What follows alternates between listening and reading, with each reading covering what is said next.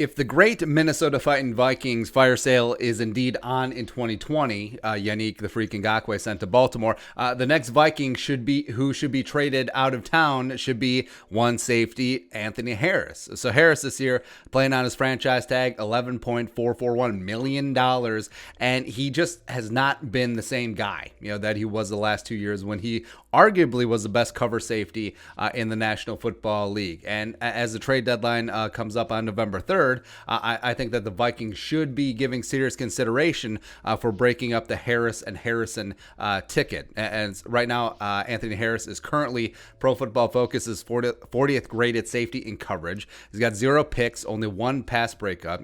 He's given up 8 catches for 124 yards on 13 targets, a 132.7 quarterback rating when thrown at. Also, he's allowed 2 touchdowns in coverage, which is surprising since in 2018-2019 combined, he gave up 0, which is okay. Yeah, and yes, I was looking for someone to do that.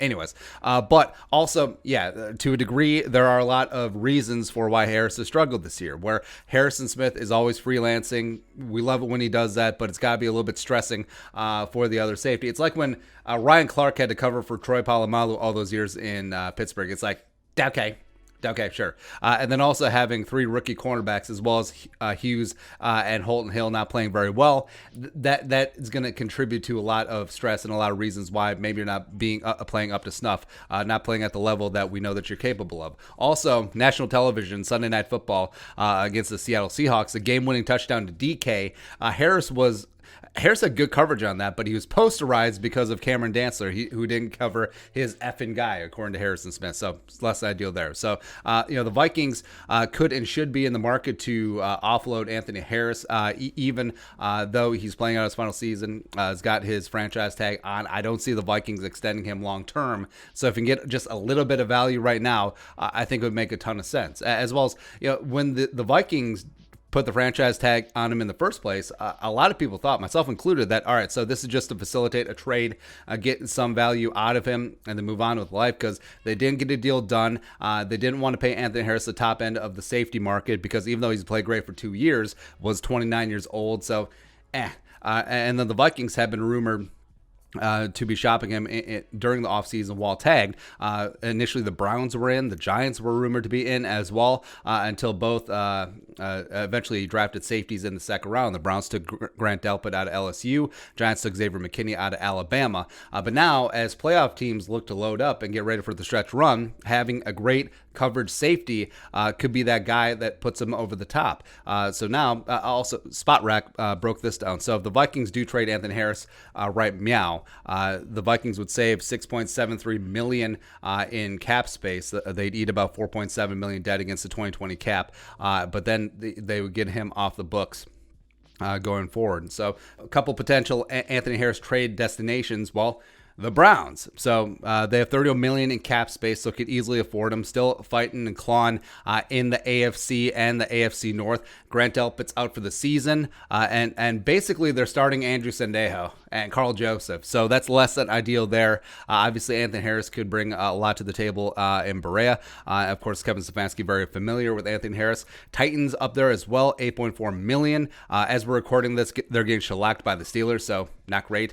Kenny Vaccaro has been a liability. He's simply not the same player that he was in New Orleans. As well as Kevin Byard, who is one of the best safeties in the league, hasn't been great. Has not been ideal. I think the Titans are on the precipice. They are right on the cusp of getting something done in the AFC, potentially getting to the Super Bowl. I like the direction that Mike Vrabel's taking that team. And they are pushing the envelope, because when they sign Clowney, that's all in. Picking up Anthony Harris at the deadline, that would be all in. Cowboys, RIP Cowboys, by the way. But, they still think that they're in the NFC East race. To a degree, they are, sure, but they have $23.9 million in cap space. They struggled on the back end, and they have all season. So they let go of HaHa Clinton Dix after paying him like $1.5 million in change guaranteed. Xavier Woods is bad. Darren Thompson is whatever. Donovan Wilson is meh.